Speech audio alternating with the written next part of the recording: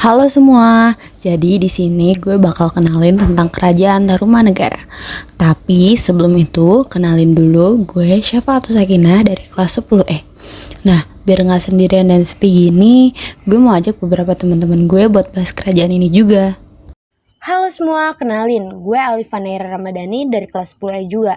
Seperti tadi yang udah Safa bilang, kita dari kelompok 2 bakal ngebahas tentang kerajaan Tarumanegara. Tapi, kita ada teman satu lagi nih yang bakal ikutan ngebahas kerajaan ini. Halo, kenalin, gue Hanif Rahmat Afandi dari kelas 10E juga. Nah, langsung aja gak sih kita bahas tentang letak dari kerajaan ini, Syafner? Tapi sebelum bahas letak kerajaan ini, gue mau bahas dulu nih sumber-sumber berita dari Tiongkok yang menyatakan tentang kerajaan Tarumanegara ini. Jadi, yang pertama itu ada berita dari Fahesian pada tahun 414 Masehi dalam bukunya yang berjudul Fakochi menceritakan bahwa di Yapoti itu hanya sedikit dijumpai orang-orang yang beragama Buddha. Yang banyak adalah orang-orang yang beragama Hindu. Terus yang kedua, berita dinasti Sui ini menceritakan bahwa tahun 528 dan 535 telah datang utusan dari Ptolemy yang terletak di sebelah selatan. Jadi, berdasarkan berita tersebut, para ahli menyimpulkan bahwa istilah Ptolemy secara fonetis menyesuaikan kata-katanya sama dengan Tarumanegara. Kerajaan Tarumanegara diperkirakan berkembang pada tahun 400 sampai dengan 600 Masehi. Oh gitu, Ner. Oke, gue bakal jawab pertanyaan Pandi yang tadi nih. Jadi, letak kerajaan Tarumanegara ini tuh ada di tepi sungai Citarum, Pandi. Oh, Sungai Citarum yang ada di Jawa Barat itu ya? Iya Pandi, nah gue juga mau nambahin nih. Jadi selain letak kerajaan Tarumanegara itu di tepi sungai Citarum, pas zaman Raja Purnawarman, itu wilayah kerajaan Tarumanegara juga meliputi wilayah Provinsi Banten, Jawa Barat, Jakarta, dan bagian barat Provinsi Jawa Tengah. Wow, berarti pas zaman Raja Purnawarman, kerajaan Tarumanegara itu lagi di masa kejayaannya banget ya? Tapi selain Raja Purnawarman, ada berapa raja sih yang memerintah kerajaan ini? Yang gue tahu tuh, raja yang memerintah kerajaan Tarumanegara itu ada 12. Wah, siapa aja tuh, Syaf? Jadi, yang pertama itu ada Raja Jayasingawarman. Terus ada Raja Darmayawarman. Lalu yang ketiga itu ada Raja Purnawarman. Terus ada Raja Wisnuwarman, Indrawarman, Chandrawarman, Suryawarman, Kertawarman, Sudawarman, Harimangsawarman, Nagajayawarman, dan terakhir ada Raja Linggawarman. Nah guys, fun fact-nya, pendiri kerajaan Tarumanegara ini bukan orang Indonesia asli loh, tapi pendatang asal negara India bernama Raja Dirajaguru Jayasingawarman. Raja pertama yang tadi disebutin sama Syafa. Guys, ceritain tentang masa kejayaan kerajaan ini dong. Gini Pan, jadi gue jelasin ya. Jadi seperti tadi yang lo bilang, masa kejayaan kerajaan ini tuh pas zamannya Raja Purnawarman kan. Maharaja Purnawarman ini dikenal sebagai raja yang gagah, berani, bijaksana, dan sangat memperhatikan kehidupan rakyatnya. Perekonomian di kerajaan ini juga maju. Bisa dibuktiin sama raja yang udah memberikan sedekah 1000 ekor sapi kepada Brahmana. Penduduk itu hidup dengan cara bertani dan sistem pemerintahan pun sudah teratur. Nah, di bawah kekuasaan Raja Purnawarman ini ada 48 kerajaan daerah yang dikuasai Tarumanegara. Wilayahnya meliputi hampir seluruh Jawa Barat. Terus wilayahnya juga meliputi dari Banten, Jakarta, Bogor, dan Cirebon seperti yang tadi dibilang sama Nera sebelumnya. Selain itu, kerajaan Tarumanegara juga menjalin hubungan diplomatik dengan Cina. Berarti dengan adanya hubungan diplomatik tersebut, berarti juga terjalin hubungan perdagangan dan pelayaran antar Tarumanegara dan Cina. Nah, iya bener Pandi.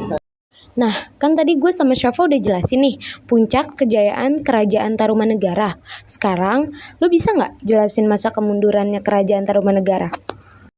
Bisa dong. Di masa kemunduran kerajaan ini tuh terjadi ketika kerajaan ini dipimpin oleh Raja ke-13, yaitu Raja Tarusbawa. Setelah menggantikan Raja Linggawarman yang wafat pada 669 Masehi. Pergantian kekuasaan ini tuh jadi pemicu berakhirnya kerajaan Tarumanegara karena Tarusbawa lebih pengen untuk kembali ke kerajaannya sendiri, yaitu Sunda yang sebelumnya berada di bawah kuasa Tarumanegara. Pengalihan kekuasaan ke kerajaan Sunda ini tuh nggak disetujui sama kerajaan Galuh, yang akhirnya kerajaan tersebut memutuskan untuk memisahkan diri. Nah, karena itu wilayah bekas kerajaan Tarumanegara pun dibagi menjadi dua, yaitu kerajaan Sunda dan kerajaan Galuh, dengan sungai Citarum yang sebagai pembatasnya. Gue juga mau nambahin dong. Jadi, sebab lain runtuhnya kerajaan Tarumanegara ini juga disebabkan karena adanya gempuran dari beberapa kerajaan yang ada di masa lampau, kayak kerajaan Sriwijaya sama kerajaan Majapahit. Setelah Tarubawa gak lagi memimpin di kerajaan itu, kedudukan raja kerajaan Tarumanegara diambil oleh Sudawarman. Tapi ketika dipimpin oleh Raja Sudawarman, kerajaan Tarumanegara ini udah mulai mengalami kemunduran yang cukup signifikan. Nah, pada akhirnya kerajaan Tarumanegara pun runtuh pada abad ke-7.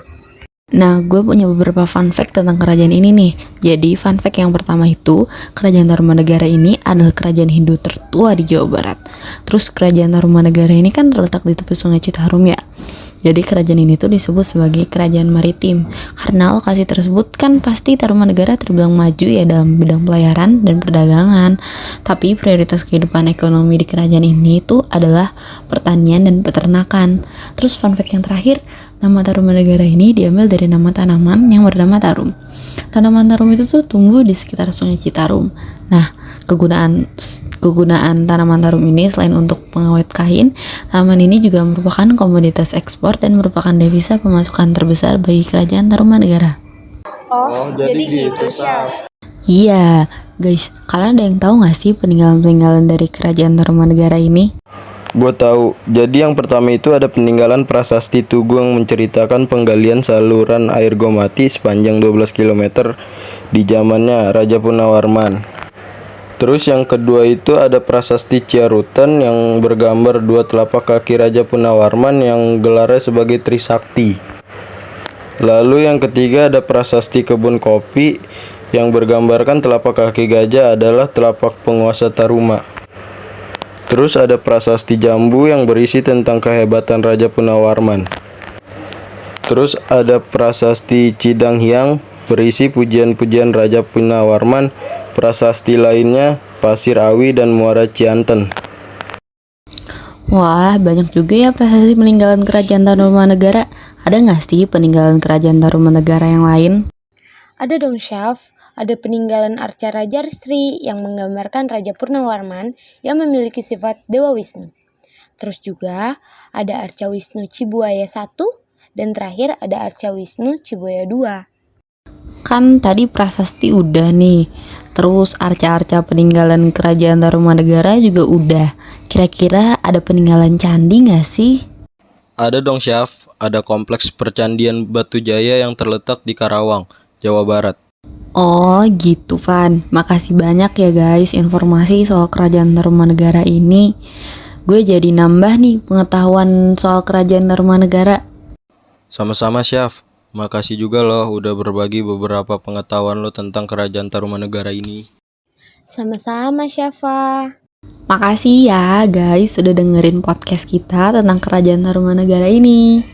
Sampai jumpa di podcast kita selanjutnya. Dadah. Saya wassalamualaikum bro.